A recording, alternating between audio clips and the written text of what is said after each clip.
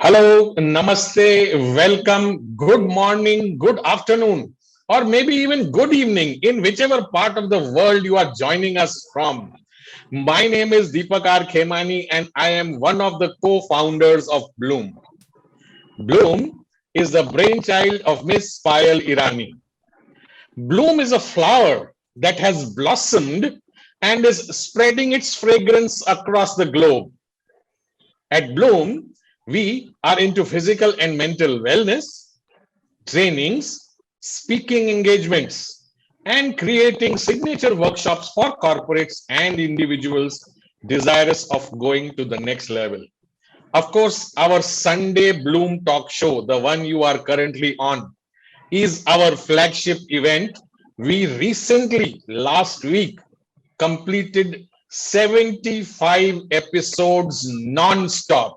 Congratulations to Bloom and congratulations to everybody who has been with us since we started our journey. Bloom has a powerful and a dynamic team which is being handpicked. They are the who's who in their respective domains and industry veterans, having an accumulated 200 plus years specializing in their own domain. At Bloom, we strongly believe in co-creation, collaboration, and teamwork. I invite each and every one of you to be a part of Bloom, where together we grow, and as Bloom blossoms, it creates ripples the world over. Let me introduce another co-founder of Bloom and my co-host today, Mr. K.V. Premraj. As you see, he has those books right behind him. He is a #1 best-selling author of five books, who hit the #1 bestseller spot on Amazon. Premraj has spent 37 years in the banking and financial space in India, in both the public and the private sector. He was the CEO of the BPO arm of a leading private sector bank in India. I will ask Premraj to take over and introduce our host today. Over to you, Premraj. Thank you, Deepak. Thank you for that very, very kind and flattering introduction. We have on the show today Dr. Usha Roopnarain. She's a former member of parliament in the National Assembly of South Africa. She is a shadow minister of health in the KZN legislature. She is an author and poet. She has several articles published, and many of them have been peer-reviewed with flattering recognition. She is a founder of Power to Empower, advocacy and lobbying group to challenge the inequalities in society. And Dr. Usha, we would like to tell you, like Deepak mentioned, this is the 76th episode that we are running non-stop. And you are the first person from the continent of South Africa to grace this platform. We are privileged and honored to have you here. Welcome to the show, Dr. Usha. Yeah, thank you. Your introduction that I gave is very brief. We would like to know more about you directly from you. For our benefit and the benefit of all the participants, can you please trace your life's journey in the next 5 to 7 minutes? Sure.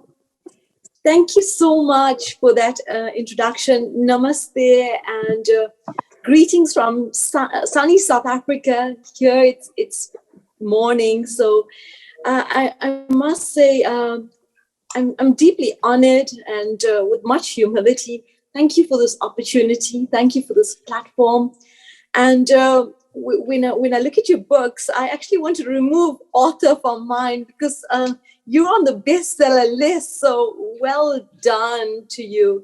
Thank you. And when I think of Bloom, what comes to mind is this rosebud, which is so beautiful, and opening up. So Bloom is to grow. It's to begin to almost have its own wings, its purpose. And life is like that. It sometimes takes a journey. And in life, no journey is linear. It's always zigzag. There's always different roadblocks, detours. And being here in South Africa, my journey has been different and difficult, but it's been an exciting journey.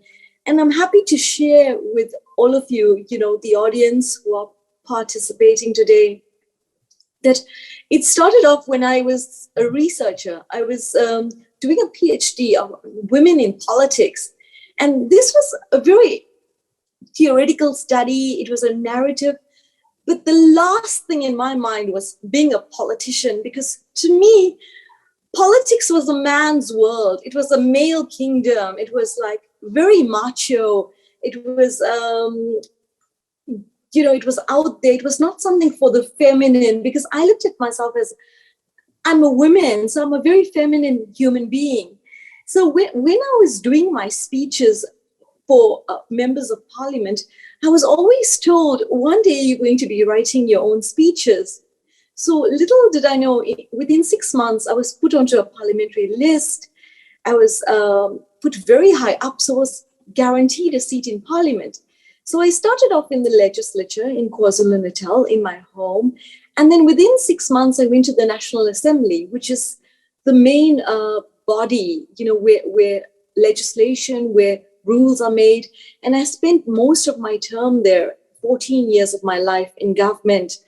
So for me, that journey hasn't been an easy one, but it's been an enlightening one, because, coming from South Africa and India share very similar history. For us in South Africa, for me, it's apartheid. And, we have an identity for race is an important marker. Being an Indian woman in politics was a big deal. And here I was the youngest female member of parliament. I was an Indian woman. And, I also came from a traditional family, which meant that you also had to take care of your own home. And within this time, I also got married and I also had a baby. And in life, you're faced with challenges. And like I keep saying, the journey is not an easy one. You ask yourself, what do I choose, politics or being a parent? So I was faced with this scenario, and I only have one child. And unfortunately, I resigned from my political seat and I chose my daughter. But it became a very fortunate decision for me as a mother and for my daughter, because it freed me up to take care of my child. So that in essence was my journey. But, I learned a lot of lessons along the way. I learned that I have a female voice, and all of us have voices. I talk from the female because I'm a woman. And I believe that, Parliament gave me this platform to use my voice. And when you're a parliamentarian, you begin to produce policies, you advocate for change. When I left politics, I was also placed on boards where I found board membership very skewed. There was more males in the boardroom than females. And also, this was similar in politics, because they care more about what shoes you wear than your political views. So after my 14 years in government, I found that women were still looking for ways, which doors to knock, where do I go to for help if I'm abused, if I need to know my rights. So I still was grappling with that issue. And that's when I decided that I still have that power, although I don't have the titles. Titles don't mean anything, unless you use your gifts. And I believe I have this voice, and I use it, I claim it, and I share that voice. So that's why I founded Power to Empower, because I believe we all have some power. You have the power to write. You have that power of storytelling, which is such a great power, because we all have our different stories to tell. And stories are not something abstract. It's something that connects with the human spirit. It brings out the humanness in us. So that is why when I started Power to Empower, I decided I have nothing to lose. I don't have to put forward a particular political point of view. I can use my own voice. I can use whatever platform is given to me, even if it's Bloom, to share my thoughts, my feelings, my perspective. And it's a newfound activism. You don't really need a parliamentary seat. You don't need all the parliamentary trimmings. You can do it on a platform like this. And there are people who are willing to listen to you. And as long as you're authentic, as long as you're credible, as long as you're intentional, they will listen to you.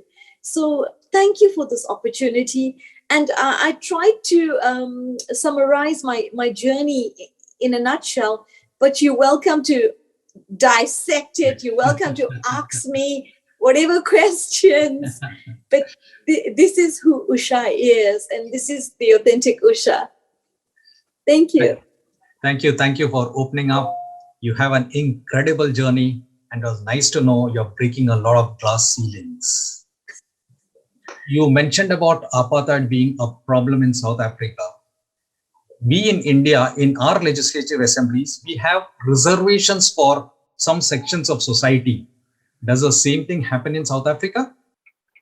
What happens in South Africa is, we have similar, the ruling party and the opposition. And there's always going to be classes. I don't think, maybe a classless society is maybe, a very tired concept. But what we can do is, there'll always be division, but all we can do is unify. And whenever we speak, we always look at great leaders. And two great leaders come to mind because they both were in South Africa, Mahatma Gandhi and Nelson Mandela. And these great leaders, what they taught us was humility. There shouldn't be division. I mean, there shouldn't be oppression.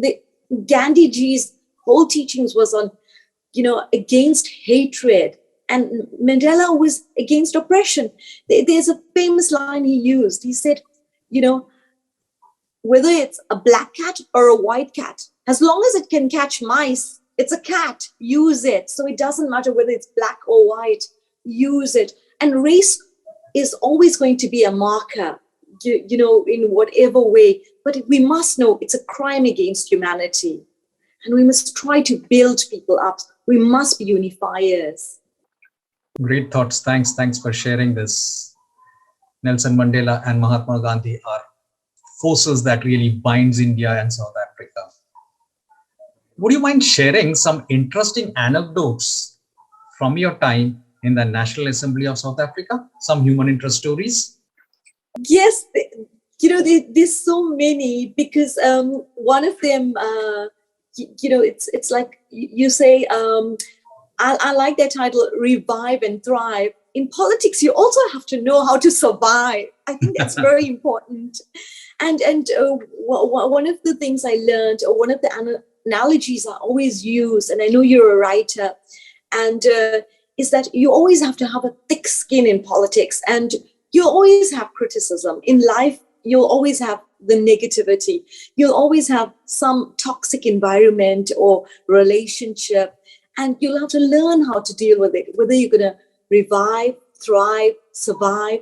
And I know you've been to South Africa. Unfortunately, sorry for your sad experience with the lions, but you also have to have that thick skin, the rhino, and you also have to be able to ward off the darts. So when it comes to politics and you look at it, they always talk about a male politician and they expect it to be old white man sitting, but they don't expect it to be Usha, maybe with a bindi or maybe with a sari, and they get shocked. You're a woman and you're in politics? Yes, I am. So, or sometimes if you say, you always say a footballer. If you say the word footballer, it's always a masculine that comes to mind. But if you say a female footballer, you have to also, the language, the way you coach your language, you have to be so sensitive to it.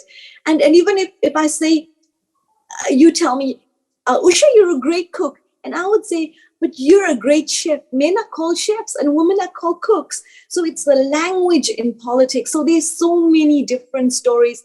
And mainly, people make so many assumptions. And that's where we get it wrong. We assume so many things. We assume politics, it's just about hard men. But it can be also about women bringing their feminine force, bringing their Shakti into play, their own power.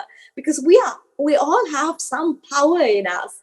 So there's so much of nuances and anecdotes in just the political scenario, because they also expect one simple thing is, if I said MP, and what does it mean, MP? And sometimes somebody said mental patient, because people always think politicians, oh my God, they're so crooked, they're so corrupt, they're so vicious. But when they see me, they see somebody who's, I try to bring an aura of positivity, because I think that's lacking in the world, even now after the pandemic. We have to bring in positivity. I think in whatever environment, it doesn't have to be politics. It can just be in the home. So there's so many anecdotes about politicians, and but at the end of the day, you must be true to your purpose. I think that's most important, and whatever it is, and the way you present it, be credible. And I keep saying that because that's the motto: honor, empower, and respect. Beautifully put, beautifully put. I like the way when you said you need to have that aura of positivity. And yes, politics is a preserve of males, and I'm sure you would have done a lot to change that perspective with your bindi and your sari and other clothing items. Yeah. Sometimes debates, and I'm just making a comparison, sometimes debates in our Indian legislature gets acrimonious and even sometimes degenerates into brawls. Does the same happen in South Africa? Oh, absolutely. It's sometimes called a circus. Politicians, yeah. I mean, they say, they are clowns, and usually the speaker is the ringleader. There's fist fights in parliament in South Africa. There are times when the sergeant of arms has to physically remove somebody. There are fights, and yes, women can also get vicious in fights. And politics, it's a power game, and who gains more control. So apart from the verbal fights, we also have fist fights. It's like a Game of Thrones. So yes, I'm sorry, but it's a violent situation. There is shared connection. We also have the same things that you mentioned. So there's another shared connection between Indians and South Africans. Yeah, definitely. Now let's and move they go for the they always go for the jugular. They know what buttons to push, what are the triggers, what are the stresses. And funny enough, this is life. I think, it's now a global phenomena. That's nice to know. Politicians need to learn to behave when they are in parliament, because they are on show. Now let's move away a bit from politics to the other interests that you have. As a founder of Power to Empower, what is your mission and how do you go about it? It would be nice if you can share a couple of success stories of which you are very proud. Okay, I have to confess at this point that Power to Empower is not about. It's about equality. It's not about pushing men aside. We love men. Men are our husbands. Men are our fathers. We have male children, some of us. And I don't think we can talk about equality if we leave men out of the equation. And I think, the term feminism, it's like a term that hates men. And whenever we talk about inequality, it's like men are bad. But we need to be sensitive that it's not all men who are abusers. It's not all men who are predatory. And that's why Power to Empower on this platform, it's basically Dr. Sonia, my sister, and I. And we try to also, in terms of empowering somebody, you also have to educate them, because if they don't have the educational background, then they don't know these assumptions, because not all men are bad. I need to qualify that, because I had a father who's very good. I have brothers, husband. I'm speaking to you. And so often enough, when we speak to women, it's all men. And I think we need to desist from that, and we need to resist that. Not all men are bad. So power to empower is a voice. It's a voice for inequality. And there's so many divisions in our society. It's not just between men and women. It's also between the abled and the disabled. It's also amongst children. Children are bullied all the time. It's about the voice and the voiceless. And it's just that I think that women are able to identify with me because I'm a woman. And that's why it creates a kind of sisterhood, a solidarity, a safe space. But I have to make that very clear. Our mission is about everyone. Everyone has some form of inequality at some point, even in a relationship, in a corporate culture. Some are greater or lesser, but we must realize there are no lesser beings. We are all human beings. I think that's our mission. We are all human beings. And how do we go about doing this? We go about doing this. Power to Empower is totally non-profit. Everything that we try to do is to build women and men, because men come to us as well. I mean, there's men who can't make men ends meet. There are men who need legal advice. Men also need counseling. Men also need therapy. It's not just women's issue. So, we tend to divide society into black and white, but there's also the gray matter in between. And there's lots of positive, whenever I post something, it's always, I get feedback from men. You are talking to me as well. They tell me, I like it because you don't point all the arrows at men. You don't point all the darts at men. We have to embrace the men because that's who we are. That's who humanity is. It's men and women. So, I need to be very, very clear on that. And Power to Empower, it's a very embryonic. It's just started off a few months, but the impact has been global. The fact that for the first time, Bloom is hosting me as an organization from the African continent, I think that's a huge step. And I must congratulate you all. And it's a 76th episode. So it's really an honor and a pleasure. So I hope I've answered your question. Yes. And Bloom also has the power to empower, which they are doing right now. We are honored and privileged to have you on our show. No, it is a privilege. Take you said on the power to empower is something that we need to ponder over. It's given us food for thought. Communication is said to be one of the greatest skills on planet Earth. As an expert on communication for leadership, would you like to give us a couple of tips on it, please? Definitely. The very fact that we are human beings, we connect. And how do we connect? We connect by communication. And, I want to bring it back to COVID. COVID has taught us to disassociate ourselves physically from other human beings, because when you are COVID positive, you isolate, you go into confinement, you are cut out from others. And what does this do? It almost suppresses you mentally. It causes depression because you're not allowed to be around your family, your friends, your colleagues. So in that sense, your communication is essentially on devices.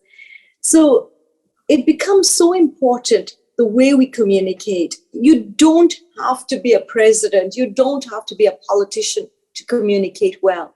It's a skill anyone can learn. Even the way you communicate at home, there are different mediums, the power of the pitch, the tonality. I mean, I would communicate with my daughter differently. For example, I like using examples like you, a storyteller. It sits in there. If my daughter didn't clean up her room, I would say, Shreya, make your bed. That's a tone. But if I speak to the president, Your Excellency, sir, it's different tones. So whenever we communicate, look at it as a rainbow. The way we communicate our words to different people, some would be in a corporate environment. You wouldn't say, how are you? Hi, Yaro. Hi, dude. You would have that sense of respect. But if you meet Payal, I would tell her, hi, love, how are you? You know, it's different means. And also the way you communicate is so important, because when the other party receives the message must resonate. We are emotive beings. We are human beings. We like emotions. So if I smile and speak to people, automatically she has this positive aura. And also I was a speech writer. So you said I should give some tips and tricks. Always speak in threes. Somehow the tricolon, it's called, it always goes down so well. Like, I'm always going to refer to you because you're a brilliant author. You know, you're a bestseller. The Three Little Pigs, the Three Musketeers, you know, it comes in threes. The way our brain processes it, threes. Like when I was speaking on India's Freedom Day, I said blood, sweat, and tears. Yes. It brought about emotions. You know, these are the things. So speak in threes. Be clear. You don't have to have a PhD in English. No ways. If I was asked to speak in Hindi, oh my God, oh Bhagwan, people will turn off their cameras because they would say, she doesn't know what she's talking about. So you don't have to be an expert in English, but you can master your discipline. What you can do is speak in threes, because the way the brain chunks information, like aggravate, agitate, and account for change, 3 A's. Simplify it, tell a story. I'm going to bring you in. You know, we love storytelling. From the time we were children, we grew up with nursery rhymes. We learned stories. Each one of us has our own story to tell. And they are sad stories, they are hard stories, they are fairy tales, but every one of us has a story inside, and everyone has to be able to tell that story. You don't have to have a PhD. You don't have to have a master's. You just have to be authentic. You have to be the real you. So when you speak, be authentic. Use the tricolon. Use rhymes. From the time we are children, we learn cat, bat, mat, and use rhyming words. It sets in with somebody. You know, it's somehow the poetic message. It gets locked in. It's like I will tell you, you know, you need to have 3 G's. You need to have a goal in the morning. You need to show gratitude, and then you'll have growth. So let these messages resonate. When you communicate, remember, words are so powerful. Words can make you or they can break you. And sometimes we use harsh words which break people's hearts. So always remember, try to think.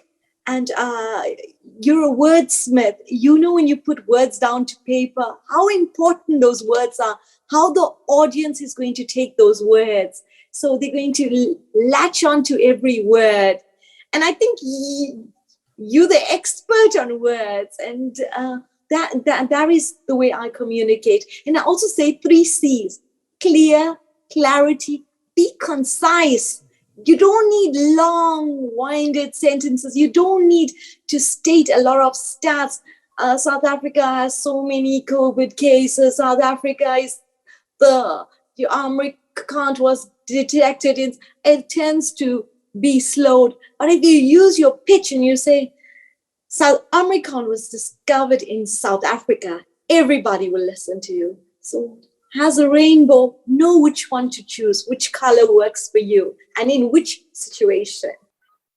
I Thank hope you. that answers the question. Yes. You've got a lot of tips, a lot of thought-provoking things that you have provoked in us. And I like the word you use. The rainbow of emotions coming from the rainbow country is very, very endearing. My last question to you before I hand it over to my co-host Deepak. You are still young with a missionary zeal to do good. As and when you retire from public life, what would you like to leave as your legacy? That's a good question, because I see myself working every day. I see myself learning every day. And every day, if there's ever a mantra I want to leave people with, is learn something new every day.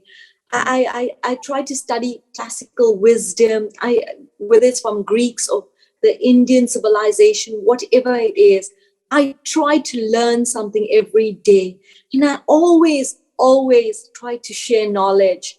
Whatever I learn, I believe that if I keep it locked in, if it's a bud, it doesn't bloom. But if it's given out, it will blossom. Yeah. I want to be remembered. I always tell people that she done the right thing. She spoke up when nobody else was speaking. She was a voice to the voiceless. She cared about people. And I always try not to say no to people. And I hope that when God judges me and when I come before him, he'll say, she done her work and she done it well. Yes. So I hope I've bloomed. You have. Now I request Deepak to take over. Thank you, Premraj. I mean, you know, I've enjoyed myself so much in the last 30 minutes. I've been laughing. I've been listening to Usha. And Usha, I must compliment you. Looking at you, your hair, the two jhumkas, the bindi, the red dress, it doesn't feel I'm speaking to an ex-MP of the Republic of South Africa. It feels I'm speaking to some Indian housewife who is sitting next to me, you know, and answering my questions. You have kept India alive in South Africa. Well, thank you so much for doing that. Can I go into the rasoi and get some sabzi and naan quickly? I can promise you, when you visit India or whenever we visit South Africa, that is one thing you will have to do for all of us. Definitely. I'll just read out a few messages on the chat box. You know, Usha is really so kind and a helping woman, having a golden heart. Keep it up. So this is one message. Then there are other messages. She is an amazing lady who reached out to help me when I needed support after inquiring about my absence from LinkedIn. I can vouch for her humility, generosity, and I am sure we can add many more adjectives and adverbs to describe this amazing lady. And there are many more. And the fact that you are here, I can promise everybody in the audience, I will give all of you a chance to say whatever you want to say to Usha, because very rarely does one get a chance to speak to somebody who has been a politician, a member of parliament, and now just as easily approachable as speaking online on this forum. So thank you so much, Usha. I would like to ask you a few questions and then I will throw it open to the audience. So you spoke about Nelson Mandela, and I can remember another very, very famous South African person, Archbishop Desmond Tutu. Oh, yeah. Did you ever get a chance to meet these two people? And if so, what was the vibes? What was the feeling? Was there ever a conversation? Yes, sadly, Deepak, our Archbishop passed away a few weeks ago, and he was a man of such humility. And when I read about his passing away, we all remember him. Whenever he always greeted every one of us. That's his humility, and he shared jokes. He loved to laugh. And you'd think the Archbishop would be somebody, a man of cloth, somebody distant, but he loved to laugh. And, whenever we greeted him, he greeted every one of us. And that's what we miss. And he was also a Nobel laureate, Yes. He got his laureate for peace. And he was so instrumental in peace, in a peaceful South Africa. And we all, when we watched his memorial, sadly, it happened at a very, at this time of COVID and things like that. But his legacy will never be forgotten. He's one of those great leaders down in the books with Mahatma Gandhi, with Nelson Mandela. And even with Mandela, his humility, he always taught us, and these are the lessons. I mean, right now in South Africa, we're at a place where corruption is very rife in the political scenario. Whenever we talk about South African politics, we equate it with crime and corruption. And we always look back to the empathetic Nelson Mandela, who spent 27 years of his life in a jail cell. And he came out of that jail cell and he was able to forgive those very oppressors who put him in there. And that is humanity. And Deepak, one of the things that really touches my heart was when a journalist asked Nelson Mandela, which is the first country you want to visit when you India. leave? Yes. Yeah, India, Yes, India. And to me, that brings, it makes my heart skip a beat. And if you ask him what kept him going in prison, and he'll say, but Gandhi ji was also in prison. Nehru, the trials they went through. We speak about Subhash Chandra Bose, all these great heroes and the heroines of the struggle. And, people don't know that these Indian heroes and heroines were etched in Mandela's mind when he was in prison. An African black man oppressed, sent to prison. Yet it was their memories, their struggles that kept him going. So it shows that the interlocking of oppressions, being Indian, being African, it doesn't really matter. We are human. So that is my take. And thank you so much that you know about the Archbishop. And Yes, yes, Usha, who can forget such important people who have changed the world, people who have changed humanity. They teach us to be more human. He could have been the Archbishop, it could be associated with one religion, which is fine, no problem at all. But the message was for the world, it was for the entire human race, not about one community or religion. So when you talk about South Africa, the first thing that comes to mind is wild animals. The first thing that comes to mind is giraffes and rhinos and lions and sanctuaries. And unfortunately, hunting. Hunting of wild animals is still allowed at some places and people display them as trophies. What are your views on this? And when will this finally become illegal? How will that happen? Sadly, Deepak, I am also a poetess. I write poetry, and one of my passions is writing poetry on animals. Usually it's flowers, blooming and blossoming. But strangely enough, last week I wrote about the rhino, and poaching is so rife in South Africa. And it's very sad that the rhino is poached for this very horn. And it's a myth that this horn can cure cancer, and some in Vietnam believe it's actually an aphrodisiac, and sadly it leads to the slaughter, and it's a very painful. It actually emotes a lot of anger in me, because our animals are being poached for their hide, their skin, their horns, their ivory, and this is continuing. And it's also the very ranges on these wildlife parks. It's about money. It all comes down to greed, material greed. And wherever there's a need, there'll be this material greed. And that's why these animals are being poached. And sadly, South Africa is such a beautiful country. Like India, we have our own resources.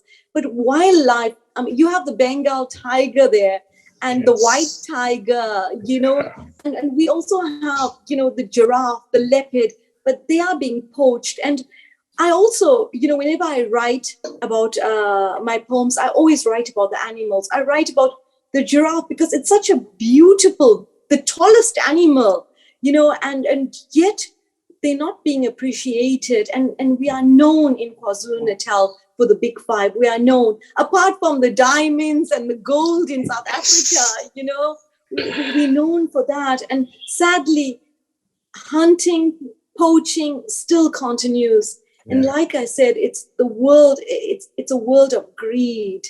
And this is the world that we live in. I remember seeing a cartoon, a rhino asking somebody who is there to hunt him down. This rhino is telling that hunter, there are 7 billion of you. There are a few hundred of us, and you still need my horn as an aphrodisiac. So, that. So I mean, poets, and these cartoonists can, bring out humor and sarcasm just in those Yes. few words, If Yes. you remember a poem of yours on hand, I mean, just offhand, if you remember, could you recite it for our audience?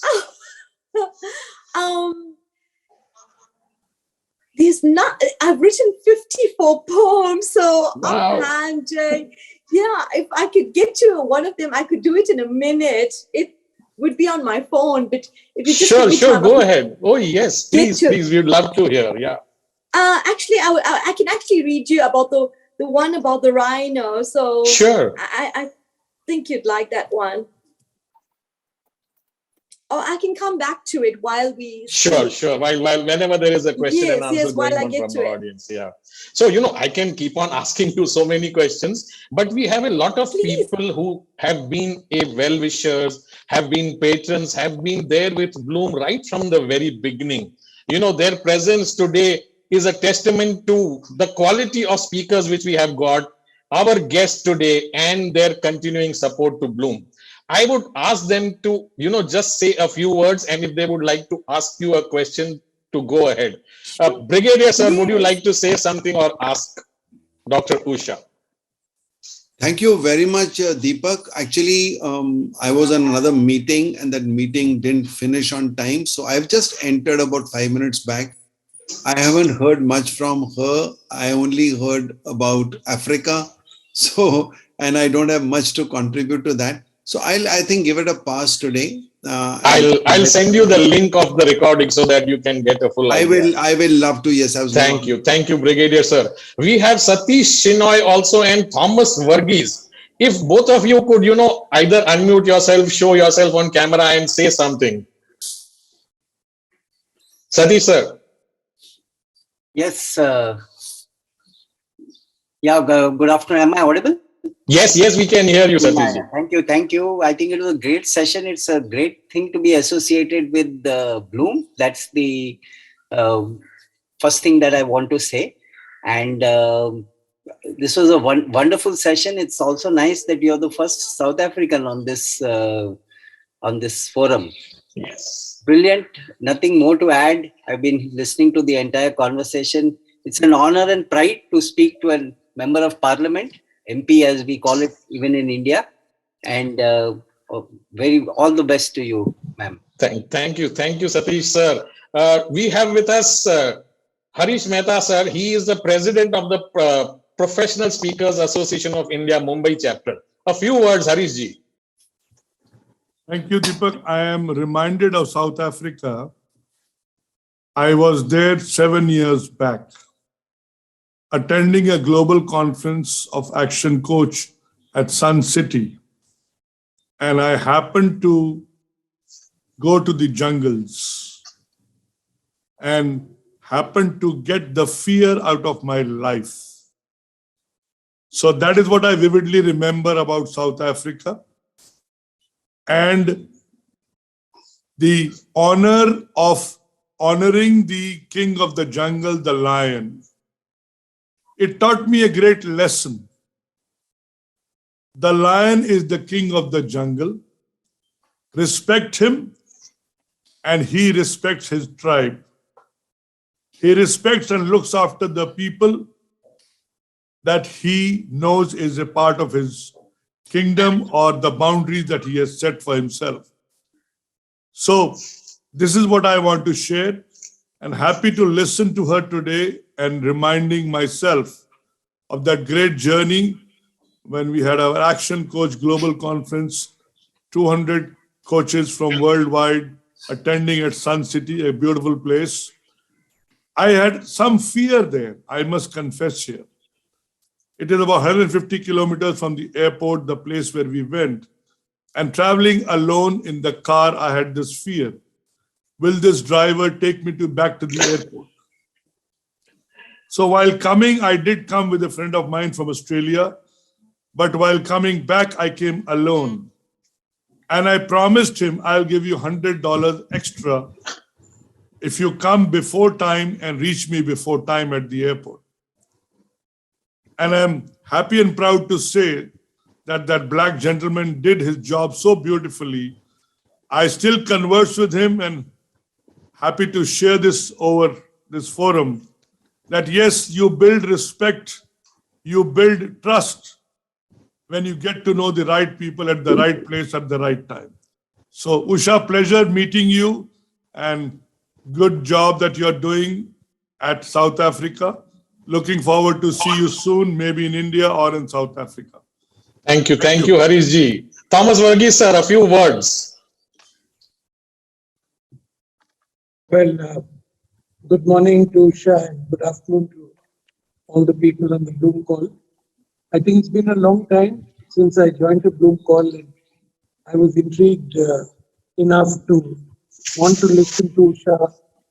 Like you said, the first South African on the show and a woman parliamentarian. So very nice listening to her.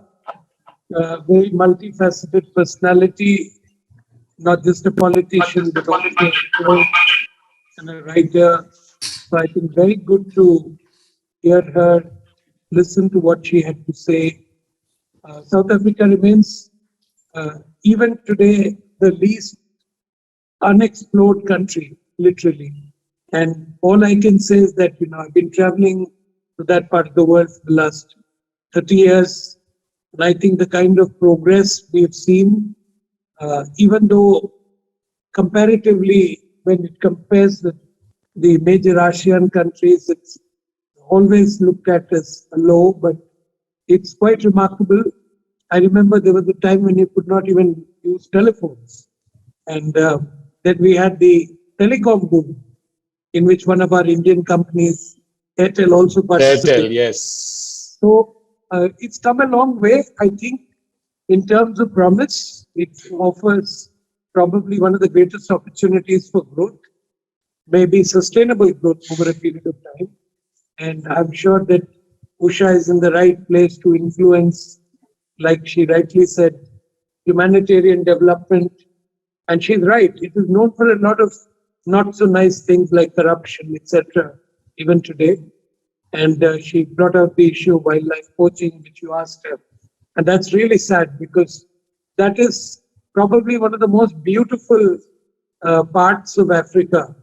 And I've been privileged to stay in the bush, live in the bush, and experience animals at close quarters. In fact, when I was there about 6-7 years ago, and we had a dinner in the bush, which is very unusual. But it was when I was a member of the Coca-Cola Advisory Council. So they can manage anything in any part of the world. So they managed that. And when I got back to the governor's, there's governor's camp in the wildlife sanctuary. And they told me, sorry, sir, you cannot go back to your tent. I said, why? He said, because there are 3 wild elephants just outside your, blocking your way. And I had to wait. I'm not joking. I had to wait 4 hours in the night. Wow. I think it was 2 o'clock in the morning when they told me that. And that 4 hours was spent on the banks of the river. There was a river flowing through next to the governor's camp. And for the first time, I actually saw what racket the hippos can make in the night as they travel through the water. And it's an amazing country. And I think Usha is an amazing person. So it's been a privilege and honor to listen to her. And it's what you both of you are doing, Premraj, Deepak, and Payal, of course, anchoring the whole show. It's really bringing the best people to talk to a wider audience. I think it's a great learning for everyone. Thank you so much. Thank you so much, sir. Thank you for sharing, and thank you for your support always. Abhijit ji, Abhijit is also one of the co-founders of Bloom. So a few thoughts from you, Abhijit. I think completely resonate with the voice for the voiceless. I think that was awesome. One thing which we all, as a cricket fan, I would ask this question is, we resonate with South Africa very strongly is because both of them play cricket. Yes. And we just went there and unfortunately we lost. So one is, how about your interest on cricket, and what's your views about South African cricket, and how do they view India, or how strong is that sport in that part of the country? Apart from rugby, I know rugby is their national sport. Yeah. Usha, you'll have to unmute yourself. Yes. Cricket is very big here in South Africa, so is rugby. But whenever we have the IPLs, and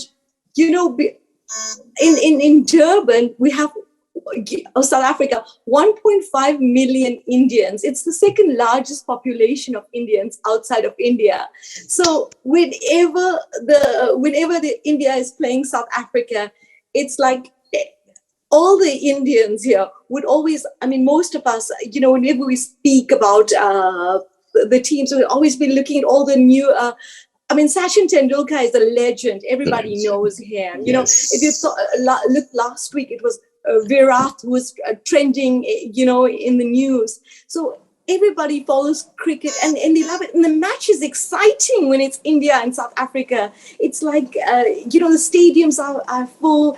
And my heart is with India. I keep telling everybody, I described it this week. I use emotive language. The umbilical cord, it connects the baby, the fetus to the mother, and the umbilical cord gives the baby oxygen and food. And I always say them, India is the motherland. India is the umbilical cord. It gives me oxygen. So that's why you may see so much of excitement when I talk about India, because it's not just the food, the festivities, the fashion, but it's that connectivity, and that's something we can't let go of. And when we look at, I watch, when I used to watch cricket, the tricolors all over, and the beautiful thing, one of the many beautiful things about India is what I always look up to is that flag. It's a circle with 24 spokes. It's a wheel, it's a momentum, it's motion, it's action. So you don't sit back and wait for things to happen, you make it happen.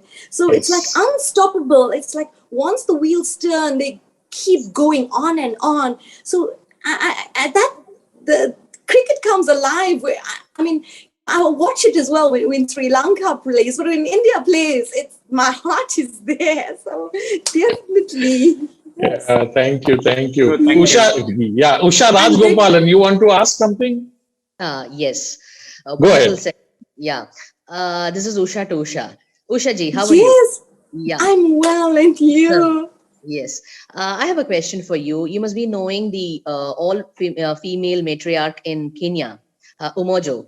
What? So, as we get inspired by seeing another woman, how do you take this whole village being taken care by all women matriarch? I really want to go and see this place. I have to confess, I haven't been to Kenya, but when you ask a woman to do something, it always gets done. And as women, we have this nurturing power. We have this ability. You give us something to do, we're going to multiply it. We're going to get it done. It's like if you give us a bag of vegetables, we'll know what to do with it. We'll make a thali out of it. It's like that. If we're given water in a village, they will know how to utilize the water for washing, for cleaning, for cooking, for caring. And women, we have a concept, African concept, it's called Ubuntu. And it means that we are because of other people around us. And in terms of a village, if I have a child and if I leave my child next door, the woman next door has to take care of my child. Yes. And that is how it is in a Kenyan village. And we have to be protectors. If I have a cow that's here that's giving milk and my neighbor doesn't have milk, I have to share. So that's Ubuntu. It's like grace. It's like mercy. It's like humanity. It's giving. It's sharing. So this Kenyan village, and I'm not surprised because, that femaleness to nurture, to share, to care comes out. And being a matriarch, it's like you have almost your own kingdom. Yes. Too often it's the male kingdom. Too often it's the Admi is in charge. Now we have a woman. So she's got it right. So I Yeah. definitely support Usha ji on that. Yeah, herds of elephants are led by their matriarch and not the patriarch. Exactly. Yeah. I'm ready to read the poem as well. Sure, please go ahead, Usha. Please go ahead. I know we've been talking about the rhino, so I thought it will be really great to read about the rhino. It's titled The Rhino. I watch you on the safari. There you go, rhinoceros. To think that you are murdered. They searched through the thicket and thorns for your God-given horns. That's so preposterous. Sadly, you are unable to roam freely. You are being threatened by slaughter, even when you try to sap cool water. They ignore nature, all for a horn. This illegal trade, they kill for a prize. Humankind and their gluttonous greed. This is a mockery of nature. They don't care. It's only about need. So the rhino is left to die and bleed, all for selfish greed. Don't worry, nature will return, armed with a pitchfork. Thank you. Wonderful, superb, so well said. I mean, just few words and such an important, a very, very, very important message for the whole world, for whole of humanity. This planet originally belonged to the animals. It was theirs. We have come and, we've occupied, taken over their lands. We are killing them. So many species are extinct. I'm sure poems like these with people like you around, the world will understand. And as you said, nature has its own way of healing itself. Probably COVID was one way to tell humanity that stop what you are being doing. Let nature do its own thing. Such a wonderful poem. It is an hour since we've been talking, and I would love for this to keep on going on for the next few hours. But we realize it's a Sunday afternoon in India. It is close to lunchtime. And what I am going to do, Usha, is I'm extending an open invitation to you. Whenever Bloom holds its physical event, whether it be in India or whether it be in South Africa, you will be our keynote speaker in that event. How we will do it, when we will do it, we'll all arrange, but it's an open invite to you, Usha. Thank you so much. So is there anybody in the audience who would like to ask Usha a question? This is your last chance before we officially close. Yes, Ganeshji, please go ahead, unmute yourself. Women will have the last word. I'll have the last word. Sure, after Ganesh, Lata. Good afternoon, everyone. During our lifetime, Nelson Mandela and Mahatma Gandhi have been the two greatest personalities of our lifetime. So that bond is there between India and South Africa. Coincidentally, today is Martyr Day, the day on which Mahatma Gandhi was assassinated. Yes. It is celebrated as Martyrs' Day. Yes. So our tribute and salutations to both the great sons of South Africa and India. Thank you. Thank you, Ganeshji. Thank you. It was great hearing you. Thank you. Lata, over to you. Okay. Thank you, Deepak. Usha, first of all, let me compliment you. You are as beautiful inside as you are outside. Oh, thank you. And when you were talking of women in politics or women anywhere in a corporate world and all, I think in politics, a woman in the parliament is very, very essential to give that women's instinct and the women's view on the society and the work of society. So first of all, I think as soon as possible, you should get back to politics. You would love to see you there and working for the women. That is one thing. So you were talking of poaching. I think that the influencers in the world, the celebrities in the world, if they stop using the leather, the ivory, and they speak about it, I think we can do a lot about poaching that it could be stopped. If you stop, you said it is money, it is greed. If they can't sell their product, if there is no market for their product, automatically this will stop. So I think it is people like you, people, other influencers, the celebrities, who should take up this task of bringing about this knowledge to everybody that this what is happening is very, very bad. bad for the environment, bad for the animals, for everybody. So that is one thing I wanted to say. Voice of the woman is needed everywhere, whether it is our own home, whether it is politics, whether it is anywhere in the world. I think a woman's voice is a must. I have been in the same position as you, where I was the only woman leader amongst, I think, maybe 5,000 men. So I have gone through that and I know. And what you say is very right, that if you have the right knowledge, if you have the right attitude, your voice is heard always. It is not however minuscule you are. You may be just 1% of the crowd, but that voice stands out. And that is Shakti. My conference was also named Shakti when I was a district governor, and I had a conference, which we have a yearly conference.